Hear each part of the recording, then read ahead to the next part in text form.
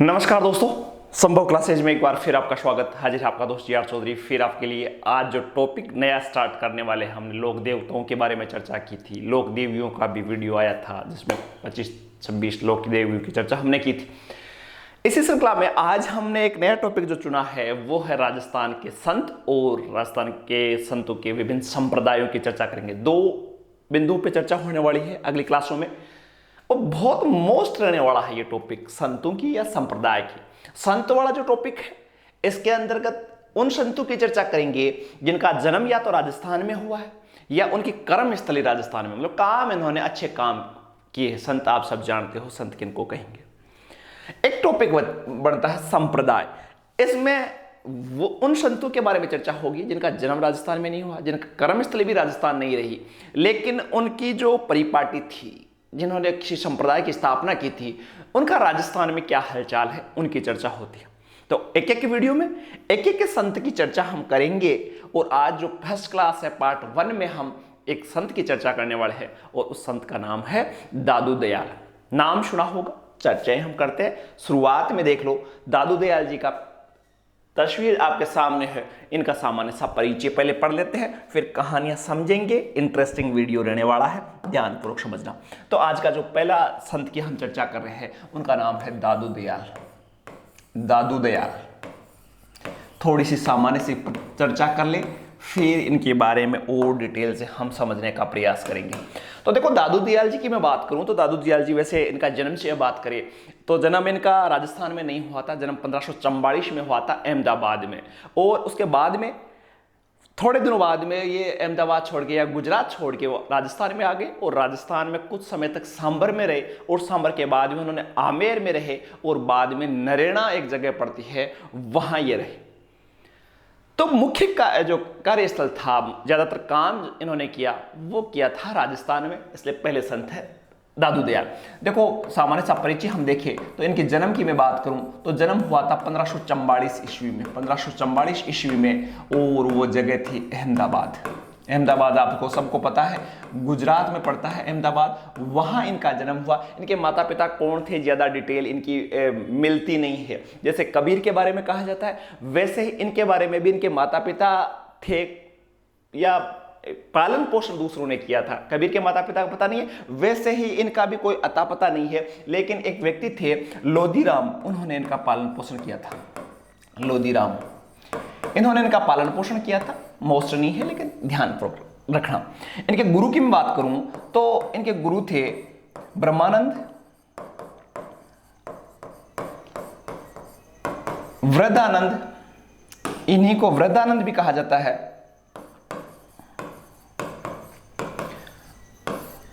दो नाम ब्रह्मानंद इनके गुरु थे। इसके बाद में ये बात करें तो दादू दयाल जी जो थे, ध्यानपूर्वक समझना, दादू दयाल जी यहां से सांबर आ गए। सांबर जयपुर में पड़ता है। गुजरात से ये कहां आ गए? सांबर आ गए।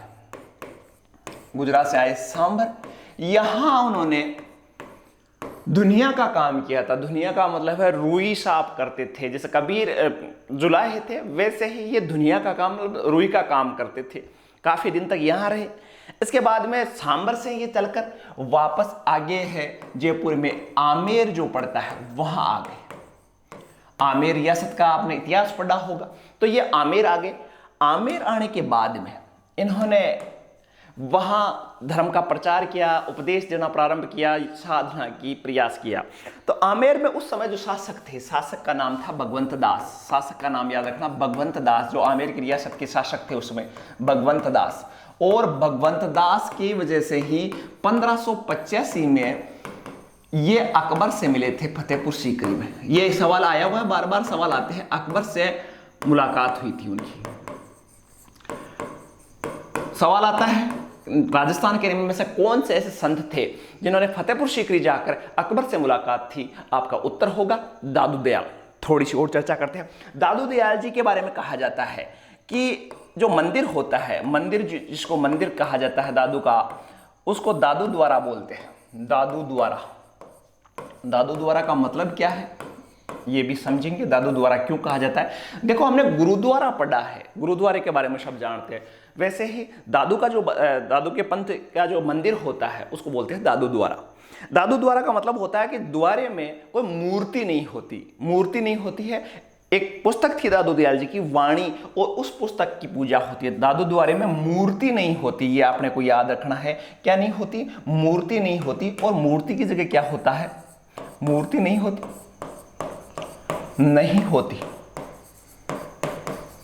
वाणी की पूजा होती है। ग्रंथ है, वाणी की पूजा होती है। तो पहली चीज तो ये अपने समझ में आई कि दादू पंथ में मूर्ति पूजा का विरोध किया है। मूर्ति पूजा का विरोध मतलब आप हिंदी साहित्य में पढ़ते हो या धर्म संप्रदायों में पढ़ते हो तो धर्म की दो शाखाएं होती है, एक सगुण शाखा और एक निर्गुण शाखा। कुछ संत सगुण शाखा के होते हैं, कुछ निर्गुण शाखा के। सगुण संत वाले वो होते हैं जो भगवान का एक आकार मानते हैं, जैसे मीरा भगवान कृष्ण का रूप को स्वीकार करती है कि मोर मुकुट वाले, कुंडलधारी है, पीताम्बर है, पीले कपड़े पहन रखे। सगुण भक्ति धारा के संत होते हैं। कुछ संत ऐसे होते हैं वो कहते हैं कि भगवान निराकार है, जैसे कबीर, इसलिए इनको राजस्थान का कबीर कहा जाता है, ये याद रखना। तो ये राजस्थान के कबीर कहलाते हैं क्योंकि इनके जन्म की कहानी सुन लो चाहे इनके उपदेश सुन लो, राजस्थान के कबीर इनको कहा जाता है, कबीर। तो कबीर की तरह ये भी निर्गुण संत थे। और जैसे कबीर कहा करते थे कि पाहन पूजे हरि मिले तो मैं पूजू पहाड़ तातो या चाकी बिली पीस खाए। संसार के मूर्तियों में कुछ नहीं रखा है। मूर्ति, इस पत्थर की मूर्ति में यदि भगवान है तो मैं तो उससे अच्छी तो वो चाकी अच्छी है, और यदि मूर्ति में भगवान होता तो मैं पहाड़ को पूछता, उसमें तो पत्थर ही पत्थर, फिर भगवान ही भगवान हो जाते। तो ऐसे ही उपदेश है, ऐसे के ऐसे उपदेश है दादू दयाल देते थे। तो दादू दयाल जी के बारे में और मैं आपको बताऊं तो दादू दयाल जी जो है वो निर्गुण समर्थक थे, निर्गुण पंथ के समर्थक थे, निर्गुणी थी। और उन्होंने एक पंथ भी चलाया था, एक उन्होंने पंथ चलाया था जिसका आपको नाम याद रखना है। नाम निपख नामक एक पंथ चलाया था। निपख पंथ की उन्होंने स्थापना की थी। निपख पंथ चलाया था। पूरा मैं कर देता हूं, पंथ चलाया था, याद रखना। आपसे पूछा जाए कि निपख पंथ के संस्थापक कौन थे, उत्तर आएगा दादू दयाल। निर्गुण पंथ के समर्थक थे ये, राजस्थान के कबीर कहे जाते हैं। मूर्ति पूजा नहीं होती, वाणी की पूजा होती है। मंदिर को दादू द्वारा कहा जाता है। इसके अलावा जो दादू पंथ की मैं बात कर रहा था, तो दादू पंथ में एक और खास बात है कि दादू जो संप्रदाय है, इसमें दादू संप्रदाय में क्या होता है कि जब भी कोई साधु मरता है, दादू संप्रदाय के जो भी व्यक्ति मरता है तो उसको जंगल में के व्यक्ति को न तो जलाया जाता है न दफनाया जाता, व्यक्ति को जंगल में खुला छोड़ देते हैं। यह माना जाता है कि यार मरने के बाद में शरीर कम से कम जानवरों के तो काम में आए, खुला छोड़ दिया जाता है ताकि पशु पक्षी है खा सके। इसमें यह माना जाता है कि यार कम से कम जिंदा जो शरीर है वो तो किसी के काम में नहीं आया, लेकिन मरने के बाद में तो कम से कम काम में आए, इसलिए इनकी जो व्यक्ति होता है उसको जंगल में छोड़ देते हैं। एक और बात, दादू को मैंने कहा था कि कबीर कहा जाता है, राजस्थान का कबीर, और इन्होंने ढूंढाड़ी भाषा में दोहे लिखे थे, किताबें लिखी थी जो आम बोलचाल में आते। तो उन्होंने भाषा की मैं बात करूं तो भाषा जो थी इनकी थी ढूंढाड़ी। ढूंढाड़ आपको पता है, जयपुर के आसपास के क्षेत्र को ढूंढाड़ कहा जाता है। तो इनके जो उपदेशों की भाषा थी ढूंढाड़ी भाषा थी, और लोग आसानी से इस भाषा को समझ पाते थे, इसलिए काफी प्रसिद्ध हुए। मैंने इस बात पर ध्यान देना कि दादू संप्रदाय के जो संत थे उनको जलाया नहीं जाता है, न दफनाया जाता है, जंगल में ले जाकर घसीट के डाल देते हैं कहीं, और वो वहीं पड़ा है, या तो जानवर खा जाते हैं या सड़ जाता है। तो वैसे ही दादू खुद जो स्वयं थे उनको भी एक पहाड़ी है, भेराणा की पहाड़ी जयपुर में है, वहां इनको छोड़ा गया था जब मृत्यु हुई थी इनकी 1603 में। तो भेराणा की पहाड़ी जो जयपुर में है और उस पे इनको छोड़ा गया था, और इसी को जो है वो दादू दयाल को, जो भेराणा की पहाड़ी है ये जयपुर में है, याद रख लेना आप, जयपुर में है। और इसी को बहराणा की पहाड़ी को क्या कहा जाता है, ये भी आप याद रखना। इसको बोलते हैं दादू की खोड़। दादू की खोड़, इसको क्या बोलते हैं, दादू की खोड़। क्यों कहते हैं कि देखो आज भी राजस्थान में आप देखोगे तो मारवाड़ी में आप बोलो, राजस्थानी भाषा में बोलो, तो कोई आदमी मर जाता है तो उस मरे हुए शरीर को बोलते हैं, मारवाड़ी में कहे कि खोड़ियो रही है, खोड़ियो, बस आत्मा चली गई और ये क्या है, खोड़ है बस। ठीक है, तो दादू की खोड़ भी कहा जाता है इसको। और इसके लिए एक और शब्द काम में लिया जाता है जिसको बोलते हैं दादू का पालका। पालका मतलब दादू की पालकी। पालकी यहां से वो स्वर्ग के लिए पालकी गई थी, इसीलिए इसको दादू का पालका भी कहा जाता है। दो शब्द बहराणा की पहाड़ी में इनके शरीर को रखा गया था और इसको दो शब्दों से काम में लेते हैं, दादू की खोड़ और दादू का पालका। दो शब्द काम में लेते हैं बहराणा की पहाड़ी के लिए। भाषा ढूंढाड़ी वापस यदि देखें तो ध्यानपूर्वक देख लेना कौन कौन सी चीजें आई थी। वापस फटाफट देख लेते हैं। जन्म की बात करें, गुजरात में जन्म हुआ। गुजरात में जन्म होने के बाद में सांबर आए। सांबर के बाद में आमेर चले गए। उस समय आमेर के शासक थे भगवंत दास और उन्होंने 1585 में, आप जन्म 1544 में अहमदाबाद में होता, उसके बाद में 1585 में अकबर से इनकी मुलाकात भगवंत दास ने करवाई थी। मंदिर को कहा जाता है दादू द्वारा, और द्वारे में आप सबको पता है मूर्ति नहीं होती और यहाँ भी ग्रंथ वाणी की पूजा होती है, कोई मूर्ति नहीं होती। राजस्थान के इनको कबीर कहा जाता है क्योंकि निर्गुण पंथ के थे। इन्होंने निपक पंथ चलाया था, निपक पंथ चलाया था। दादू संप्रदाय के व्यक्ति को जंगल में खुला छोड़ देते हैं। भाषा इनकी है वो ढूंढाड़ी भाषा काम में ली जाती है।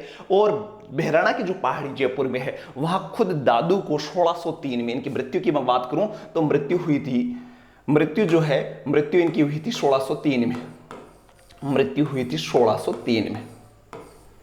तो यूं देखे तो 1544 से लेकर 1603 तक का इनका कार्यकाल रहा। काफी महत्वपूर्ण संत थे। अब थोड़ी सी बात कर लेते हैं मोस्ट और बातें। देखो ये है दादू मंदिर जिसको दादू द्वारा बोला जाता है। नरेना के मंदिर के सामने आपके तस्वीर है, मुख्य मंदिर है नरेना जयपुर। तो मंदिर की बात करूं तो याद रखना नरेना कहां है, जयपुर। जयपुर की बात है, ये मंदिर आपके सामने देख लो। अब थोड़ी सी और बात करते हैं। अब देखो मैं कह रहा था कि जब दादू दयाल राजस्थान में थे तो इनके बहुत सारे शिष्य थे, बहुत सारे शिष्य, टोटल लगभग 152 शिष्य इनके थे। इनके शिष्यों के, दादू दयाल के शिष्यों की बात करें तो शिष्यों की संख्या थी 152, लेकिन उनमें से प्रमुख थे 52। प्रमुख शिष्य कितने थे, 52 प्रमुख शिष्य थे, 52। और इनको 52 स्तंभ कहा जाता है, 52 स्तंभ, 52 स्तंभ कहा जाता है इन 52 शिष्यों को। और उनमें से जो पढ़ने वाले हैं, पहले जो शिष्य जिनका जिक्र हम करेंगे और उनका नाम है सुंदरदास जी। थोड़ा सा ध्यानपूर्वक समझना, इंटरेस्टिंग कहानी है इनकी। सुंदरदास जी, सुंदरदास, थोड़ी सी सुंदरदास को पढ़ने से पहले एक चीज और ध्यान रखना कि दादू पंथ जो है, दादू पंथ की एक और मोस्ट चीज याद रखना आप। दादू पंथ है, दादू पंथ की 5 शाखाएं हैं, 5 शाखाएं हैं दादू पंथ की। कितनी शाखाएं हैं, 5 शाखाएं हैं। 5 शाखाएं कौन कौन सी है, 2, 3, 4 और ये 5 शाखाएं। पहली जो शाखा है उसका नाम है खालसा, खालसा, खालसा कहते हैं। दूसरे की नाम है उत्तरादेह, उत्तरादेह। तीसरे की विरक्त, चौथे की है खाकी और 5वीं की है नागा। ध्यानपूर्वक समझना, पहले इनकी चर्चा करते हैं फिर सुंदरदास जी की चर्चा करेंगे। देखो खालसा दादू पंथ की एक शाखा है खालसा। खालसे का मतलब जैसे आपने हिस्ट्री में पढ़ते हो तो एक जमीन होती थी, खालसा जमीन होती थी।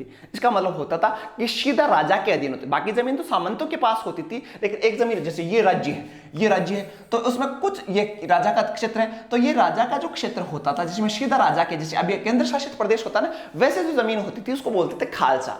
तो वैसे ही यदि दादू पंथ में बात करें तो जो नरेना मुख्य पीठ को आराध्य मानते हो ऐसे संतों को, ऐसा शाखा को खालसा कहा जाता है। जहां मुख्य केंद्र को मानते हैं महत्वपूर्ण, खालसा, यहीं जाते हैं, यहां दर्शन करते हैं, भक्ति भाव करते हैं, तो खालसा पंथ वाले हो गए। दूसरे हैं विरक्त। विरक्त की मैं बात करूं तो विरक्त वाले जो साधु संत होते हैं दादू पंथ के, वो क्या करते हैं, गांव गांव में घूमते हैं, नरेण जाने की जरूरत नहीं है, अपने उपदेश देते रहते हैं गांव गांव में, आज इस गांव में, आज उस गांव में। पारिवारिक नहीं होते साधु, गांव में घूमने वाले, विरक्त, एक जगह टिकने वाले नहीं। तीसरा है उत्तरादे। उत्तरादे का मतलब होता है, राजस्थानी भाषा में बोले तो उत्तरादो का मतलब याकर उत्तर दिशा में।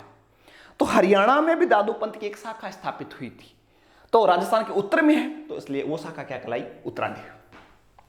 खाकी, एक दादू पंथ में एक और शाखा है जिसमें खाकी कपड़े पहनते, भस्म लगाते हैं, खाकी कपड़े पहनते, तो वो कहलाई खाकी। और अंतिम है जो इसको बोलते हैं नागा। नागा का मतलब बिल्कुल बिना कपड़ों के, वो नागा। तो 4 दादू पंथ की 5 शाखाओं का जिक्र किया, वापस देख लेना। पहली है खालसा, दूसरी है आपकी विरक्त, तीसरी है उत्तरादे, चौथी है खाकी और 5वीं है नागा। अब बात कर लेते हैं सुंदरदास जी की। सुंदरदास जी की मैं बात करूं तो सुंदरदास जी का नाम था, वास्तविक नाम था, जो बचपन का नाम था, जो साधु बनने से पहले का नाम था, वो देखो। उनका वास्तविक नाम था भीमराज। कहानी सुनाएंगे, इंटरेस्टिंग कहानी। वास्तविक नाम भीमराज, समझना भीमराज जी की कहानी। ये जो भीमराज जी थे, ये बीकानेर के थे। बीकानेर में एक शासक हुआ करते थे, आप सबको पता होगा, भीमराज, बीकानेर के बारे में सुना होगा। बीकानेर में एक शासक थे जिनका नाम था जेतसी। जेतसी के 2 लड़के, जेतसी का जिक्र आपने हिस्ट्री में पढ़ा होगा। मालदेव और जेतसी के मध्य एक युद्ध हुआ था, पाहेब साहेब का युद्ध 1541 में। थोड़ा सा हिस्ट्री की बात कर लेते हैं। तो भीमराज किसके बेटे थे, ये जेतसी के बेटे थे। जेतसी के 2 बेटे थे, एक कल्याणमल और एक था भीमराज। अब हुआ यूं कि पाहेब साहेब के युद्ध में जो जेतसी थे, उसके रिलेशन वाले थे सारे जोधपुर के, उसी वंश थे, तो मालदेव ने आक्रमण कर दिया 1541 में। और 1541 में पाहेब साहेब के युद्ध में मालदेव ने जेतसी को हरा दिया और जेतसी युद्ध करता हुआ मारा गया। उस समय उनके दोनों बेटे थे हरियाणा में, हिसार के आसपास थे, जिनका एक का नाम कल्याणमल और दूसरे का नाम था भीमराज। अब भीमराज और कल्याणमल को जब पता चला कि यार हमारे पिताजी को तो वो मालदेव ने लुढ़का दिया, टपका दिया है पाहेब साहेब के युद्ध में, तो उन्होंने, उस समय दिल्ली के शासक थे शेरशाह, तो वो भीमराज जो थे वो कहाँ पहुंचे, शेरशाह के पास, और शेरशाह को कहा कि आप जोधपुर पे हमला करो ताकि हमें क्या मिल जाए, बीकानेर, और आपका अधिकार हो जाएगा जोधपुर पर। 1544 में उनके कहने से गिरी सुमेल का युद्ध हुआ जिसमें मालदेव की पराजय हुई। यह काम सारा किया था भीमराज। अब भीमराज भाई, शेरशाह भी ज्यादा दिन तक नहीं रहा और दिल्ली में शासक बन गए अकबर। अब अकबर जब शासक बने तो भीमराज कल्याणमल के पास नहीं रहा, अकबर के पास आ गया, वहीं नौकरी करता था, वहां एक सेनापति था। और एक युद्ध हुआ था जो अकबर का महत्वपूर्ण युद्धों में से था, और उस युद्ध में हाकिम खान नाम एक व्यक्ति था जिस पर नियंत्रण करने के लिए एक सेना भेजी थी अकबर ने, और उसका सेनापति बनाया गया था। ध्यानपूर्वक समझना, भीमराज को किसने भेजी थी, अकबर ने। अकबर ने ये अफगानिस्तान के आसपास का काबुल के क्षेत्र में विद्रोह इन्होंने कर दिया था, और इसी हाकिम खां पर नियंत्रण करने के लिए, हाकिम खां पर नियंत्रण करने के लिए किसके नेतृत्व में सेना भेजी, भीमराज के। तो भीमराज एक बहुत बड़ी सेना लेकर हाकिम खां पर नियंत्रण करने के लिए अफगानिस्तान चला गया, और इसमें युद्ध हुआ बहुत तगड़ा, और युद्ध में भीमराज की विजय हुई।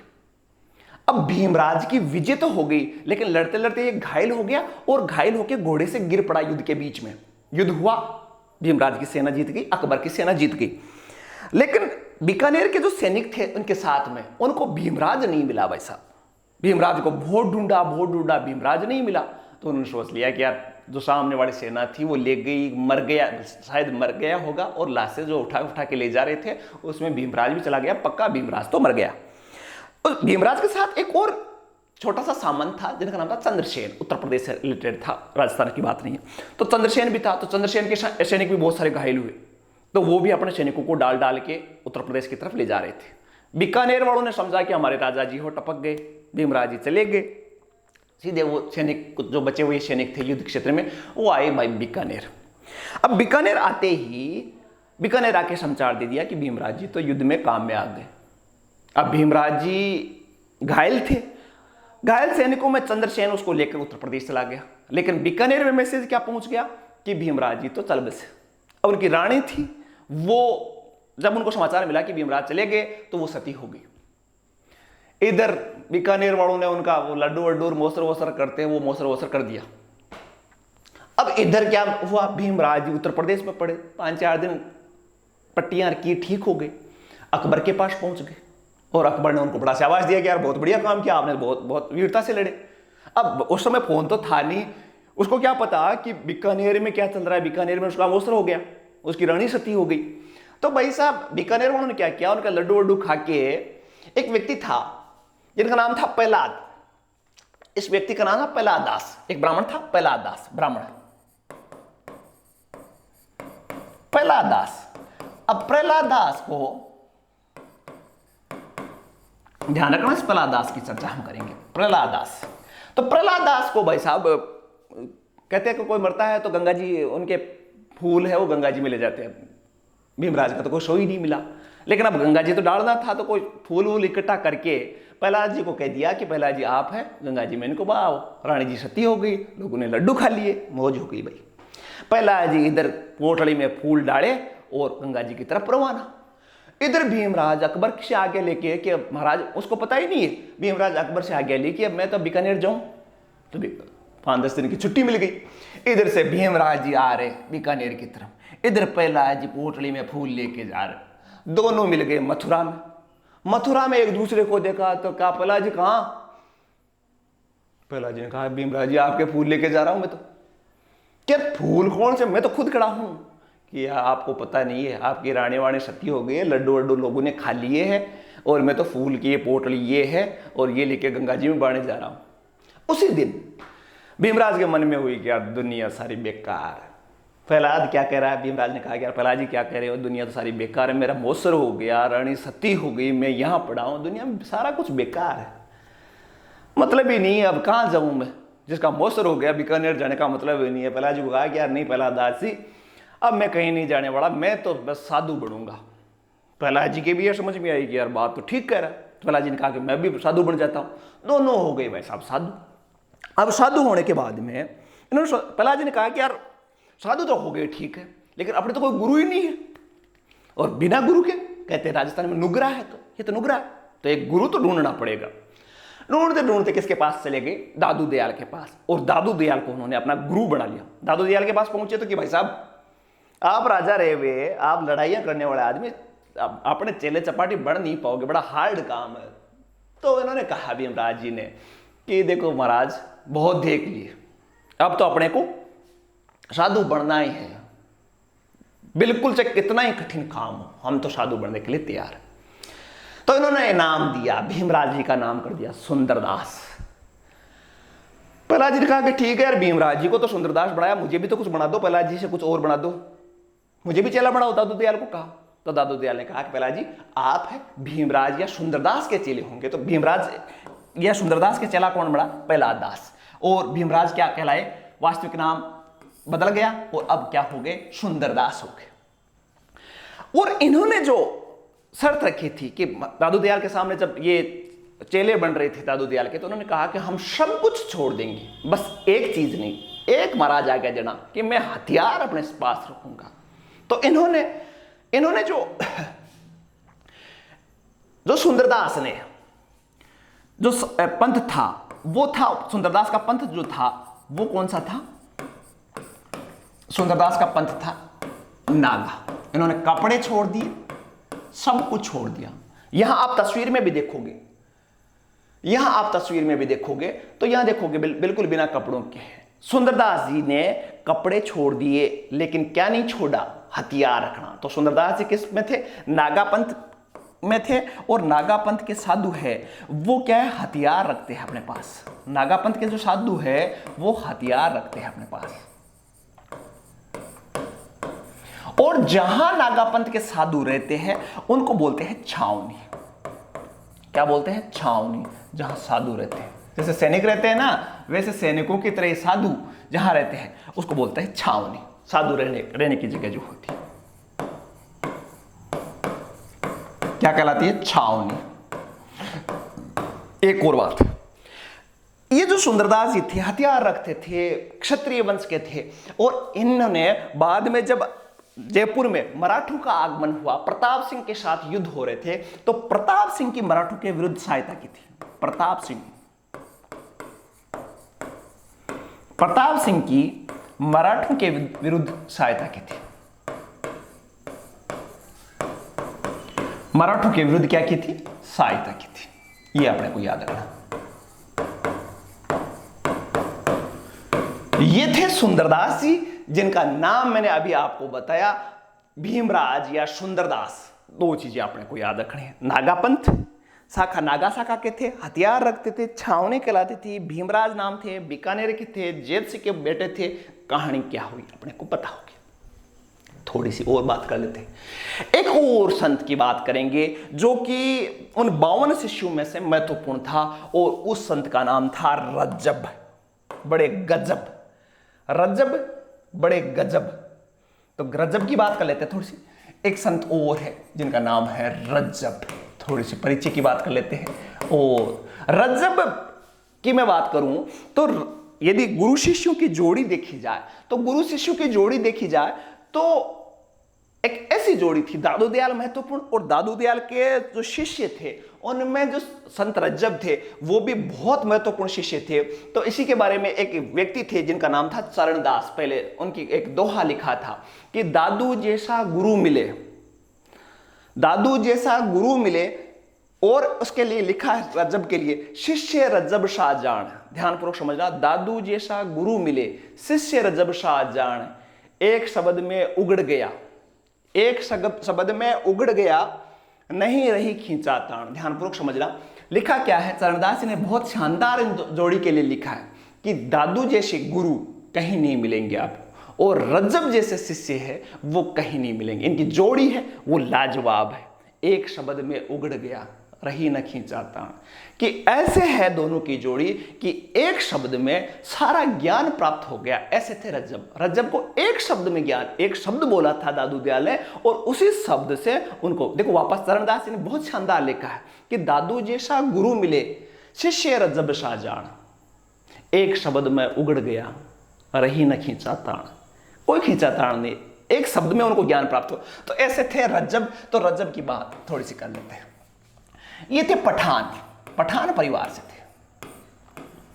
पठान परिवार से थे। इनके पिताजी जो थे वो जयपुर की सेना के सेनापति रहे हुए थे, सेना में बड़े अधिकारी थे।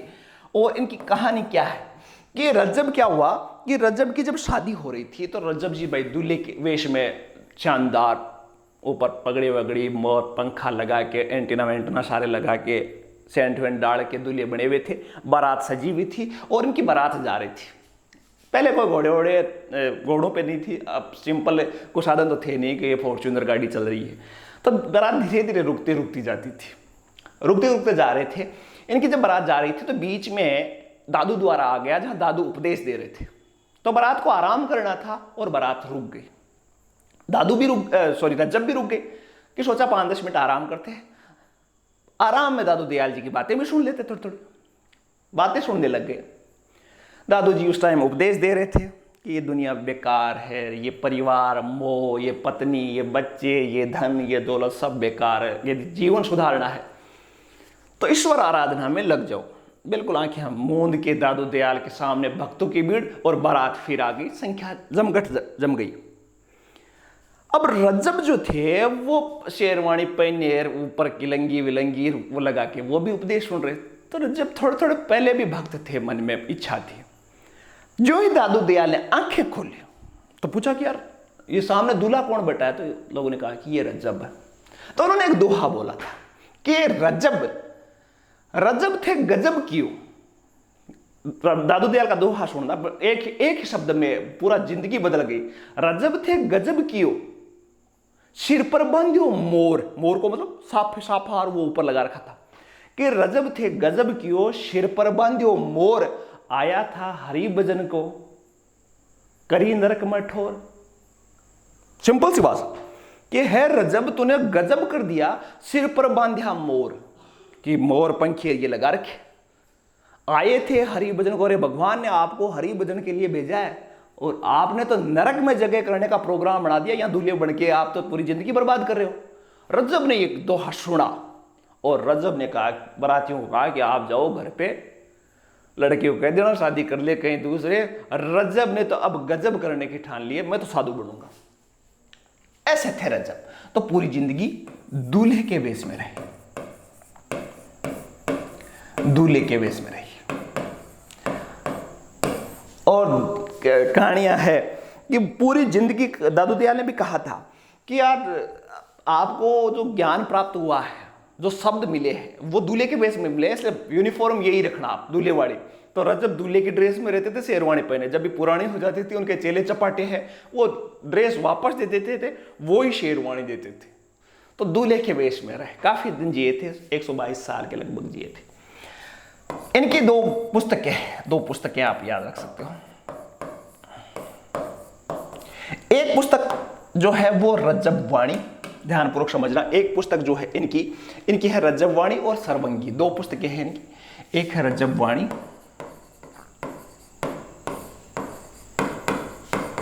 और एक है सर्वंगी। ये दो किताबें आप जरूर थोड़ा सा रट्टा मार लेना, सर्वंगी, ये दो किताब। रजब की बात होगी। अब तो चलते चलते एक और संत की बात कर लेते हैं। देखो, सुंदरदास की हमने चर्चा की थी। सुंदरदास के साथ साथ एक और सुंदरदास थे जो दादू दयाल के शिष्य थे, जिनका नाम उनका नाम भी सुंदरदास था। तो ये छोटे सुंदरदास कह दो, जूनियर कह दो अपने सुंदरदास, तीसरे चेले, उनका नाम भी सुंदरदास था। भाई पहले सुंदरदास तो क्षत्रिय थे, लेकिन ये क्या थे, परिवार से वैश्य बढ़िया थे। तो ये कौन थे? 42 ग्रंथों की रचना की थी। बड़े शानदार थे ये ज्ञानी आदमी, 42 ग्रंथों की रचना की थी।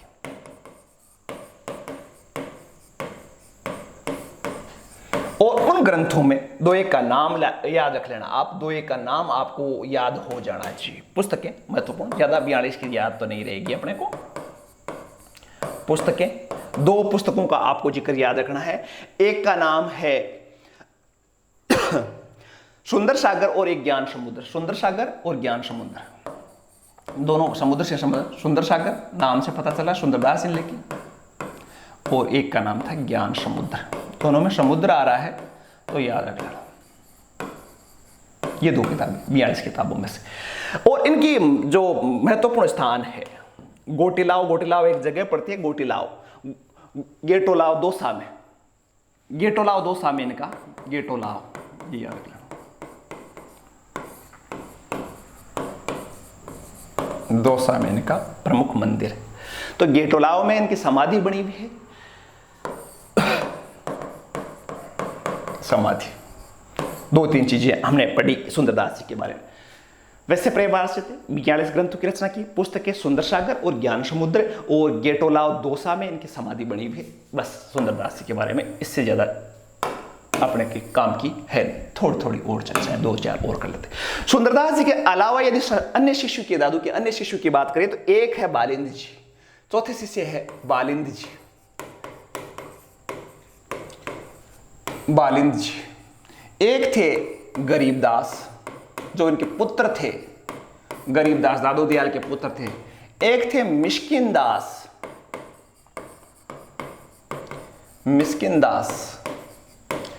एक थे माधोदास,